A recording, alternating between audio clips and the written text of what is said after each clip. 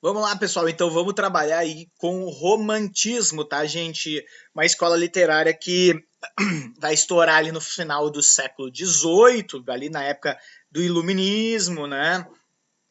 Na Europa, né? O Iluminismo europeu chega no Brasil numa época que a gente está no arcadismo, só que o final do iluminismo europeu, principalmente de Rousseau e Voltaire, né, a liberdade da expressão, o direito à opinião, o bom selvagem, a teoria de uma certa pureza na essência do ser humano, vai criar essa idealização chamada de romantismo. Eu botei algumas imagens aí, vocês têm a jangada ou balsa de Medusa desse lado aqui, né, do Jericó. Vocês têm A Liberdade Conduz o Povo, de Delacroix, que é a grande expressão romântica, né, uma mulher, né, seminua, símbolo da liberdade, não da liberdade né, de gênero, como a gente gostaria hoje, né, mas ela é uma metáfora dessa libertação, né, desse desfazer as amarras da sociedade, com a burguesia tomando as armas e na guerra, né, em nome da nação, né, o patriotismo nacionalista muito forte no romantismo. Não tem a ver com a Revolução Francesa, né, embora remonte, né, esse sentimento. Né? A Revolução Francesa vai estar diretamente ligado, né, ao boom do romantismo. Aqui à direita, do lado de romantismo, vocês têm Lord Byron, né, que é um dos grandes expoentes do romantismo, né, o grande nome da segunda geração poética, a geração mal do século, né, aquela coisa, né, exótica, né, de romper os paradigmas da vida, né, que aqui no Brasil vai ter o grande nome com Álvares de Azevedo. E lá embaixo, o Victor Hugo, né, autor de Os Miseráveis, Corcunda de Notre Dame, Velhos Marinheiros, vários livros de ordem social, né, ele vai ser o grande nome da terceira geração romântica, né? Trazendo essa ideia de libertação, mas com uma visão mais social, que aqui no Brasil a gente vai ter o Castro Alves, né? Então olha ali o trechinho, né? Metamos o martelo nas teorias, nas poéticas e nos sistemas. Abaixo este velho reboco que mascara a fachada da arte, né? Então tirar as regras, né? Então bater com o martelo nas regras neoclássicas lá do arcadismo, do Renascimento, né? Que dominavam a cultura, né, classicista da arte ocidental. Então o romantismo vai ter essa ideia de liberalismo para dentro da arte, de romper regras, de romper burocracias artísticas, certo? Bom, vamos passear então aqui na nossa primeira aula, pessoal. Deixa eu só... Opa, aqui. Então, ó, alguns pontos para vocês anotarem aí sobre a origem do romantismo. O romantismo ele é fruto de uma série de revoluções burguesas, certo? De uma série de acontecimentos políticos e sociais que vão fazer com que a burguesia vá aos poucos tomando o poder, certo?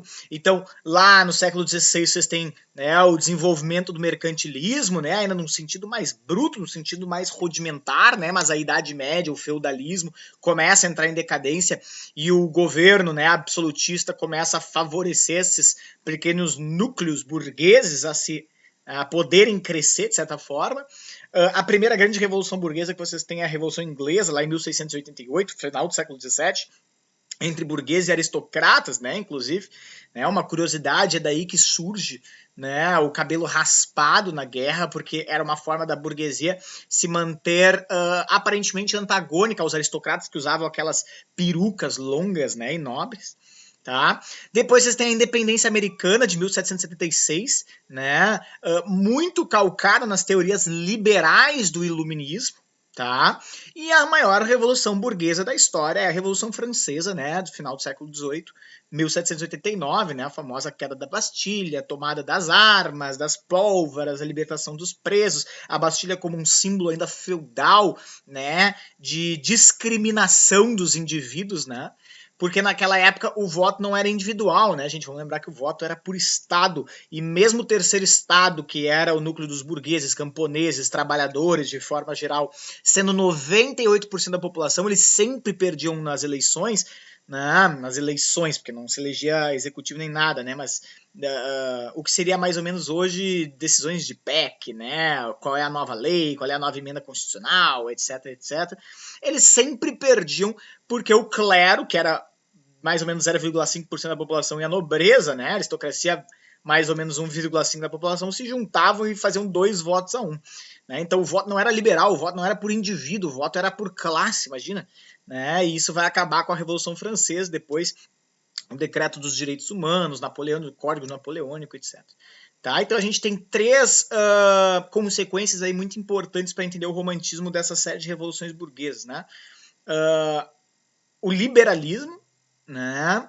Que ele não vai ser um liberalismo econômico num primeiro momento, né, pessoal? A gente tem o desenvolvimento ali do liberalismo econômico do ponto de vista de fala, né, do discurso, né, de Adam Smith, John Locke, mas no Brasil, por exemplo, ele vai demorar, eu acho que até hoje não aconteceu, mas tudo bem, ele vai demorar bastante tempo, né? Ele começa a acontecer ali, né, a partir do segundo 1820, 1830, e aí depois vem a Revolução Industrial, aí sim a gente tem, né, uma apropriação da burguesia pelos meios de produção, aí vai vir Marx, etc., né, toda aquela teoria mais anticapitalista, certo?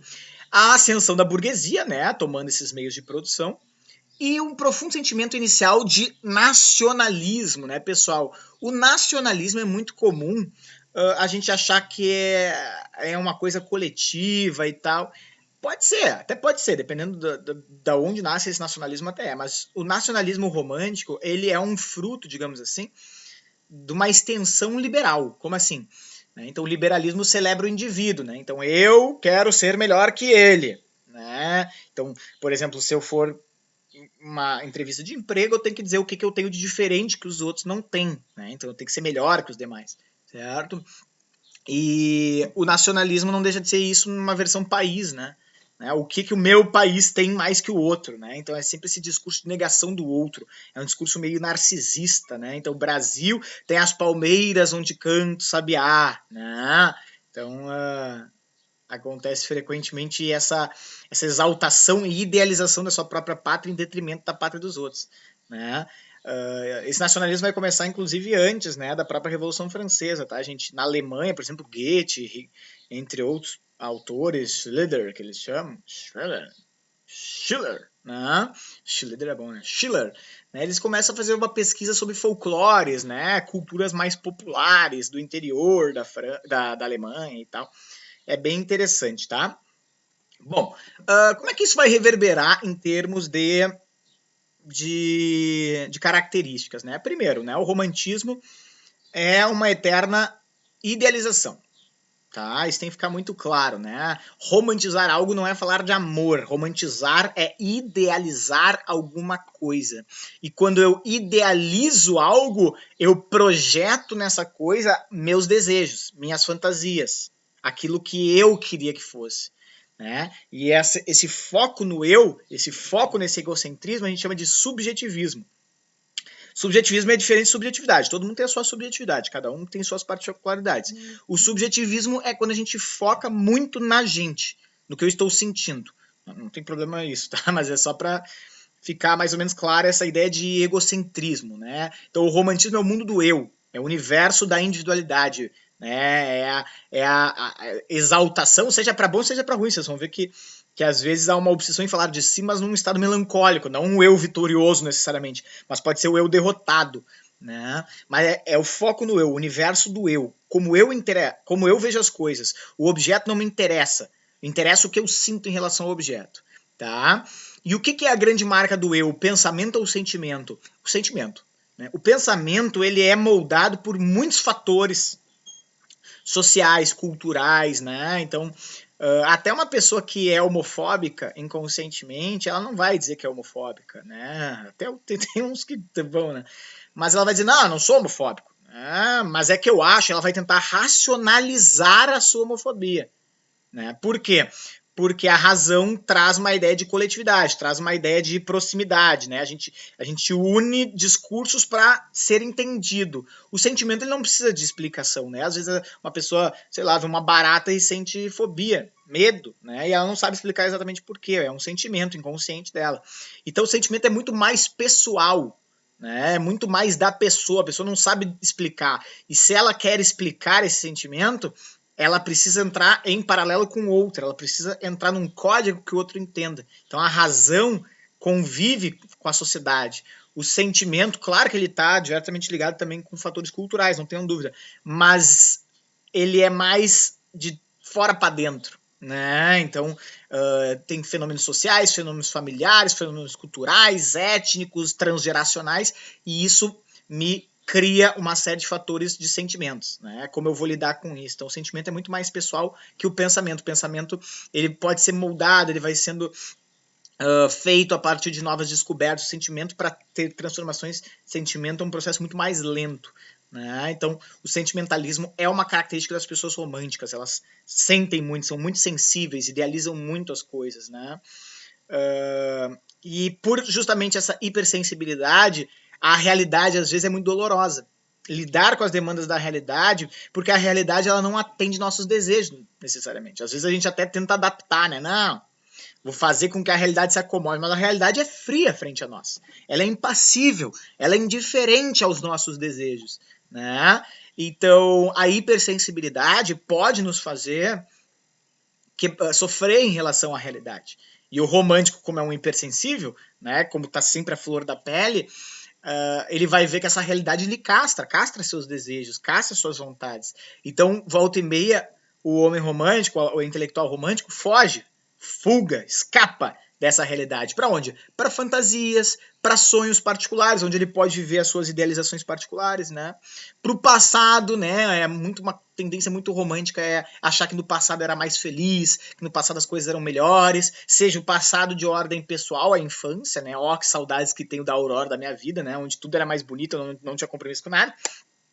Ou um passado histórico, né? Tu estuda o final do século XVIII e aí tu pensa, aquela época que era boa, né? E tu estuda Getúlio Vargas, minha época é sempre uma bosta, né? E tal. Então, isso é uma tendência idealista, né? Provavelmente a pessoa lá do século XVIII queria ter internet, queria conhecer, ter a oportunidade de pegar um avião e ir pra Tailândia, não morrer só lá na Inglaterra, né? Saber por foto, né? Como é que é um outro lugar. Então, achar que o passado é ser melhor que o presente é uma idealização. Certo? Religião, né, pessoal? A religião é um ponto de fuga. Não estou dizendo que Deus existe ou não existe, que a religião serve ou não serve para algo, mas a religião é, às vezes, o lugar onde o nosso dia é difícil, a nossa vida está difícil, a gente vai lá e reza e se sente mais tranquilo, né?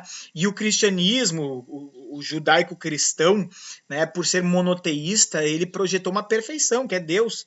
Deus é perfeito, Deus é o auge da nossa idealização. Deus sabe tudo, pode tudo, está em todo lugar. Ele é onisciente, onipotente e onipresente. Né? Então nada é mais perfeito que Deus, né? O Deus católico, cristão, judaico, ele é muito idealizado, né? E por fim a morte, né? A morte vai ser um dos grandes escapes da realidade, né? Quando a realidade é dolorosa, né? Que nem a gente viu na série, por exemplo, do Third Reason Why, da menina que é abusada, que tem uma vida difícil e tal, né? O suicídio aparece como um ponto de fuga, né? Dessa realidade dolorosa. Certo?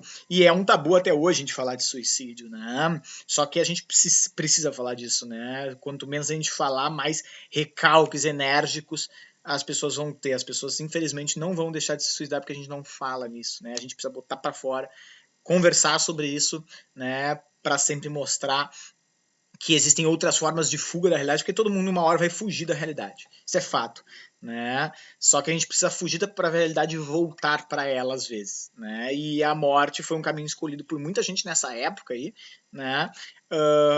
Que não tem esse direito à volta, certo? Bom, por último, para fechar as características, a liberdade de criação, que nem a gente viu ali no Victor Hugo, né? Desfazer-se das regras clássicas. Eles não vão se desfazer de métrica nem nada, mas eles vão começar a valorizar outros versos que não o decassílabo, aquele de 10 sílabas que era o clássico.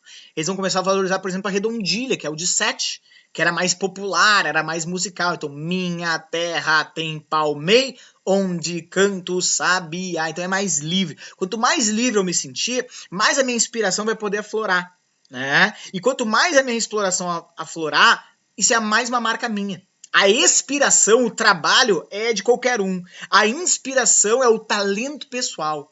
Né? Então a gente pega aquele jogador de futebol, né, que corre, mas nunca dá o passo diferenciado. A gente diz, esse é o operário, ele é o trabalhador, ele é perseverante, né, mas ele não tem criatividade, né? Diferente daquele camisa 10 que é meio folgado, não sei o que, mas pá, dá o tapa do lado, né? O bruxo, Ronaldinho Gaúcho e tal. Esse é inspirado, ele tem um gênio, né? Ele tem um talento intrínseco. Então o romantismo valorizava mais o talento pessoal, a desordem, a vida boêmia, mas que no meio desse caos vai nascer, né, a frase bonita, a frase inspirada. Certo, pessoal? Ficamos aqui com a primeira parte.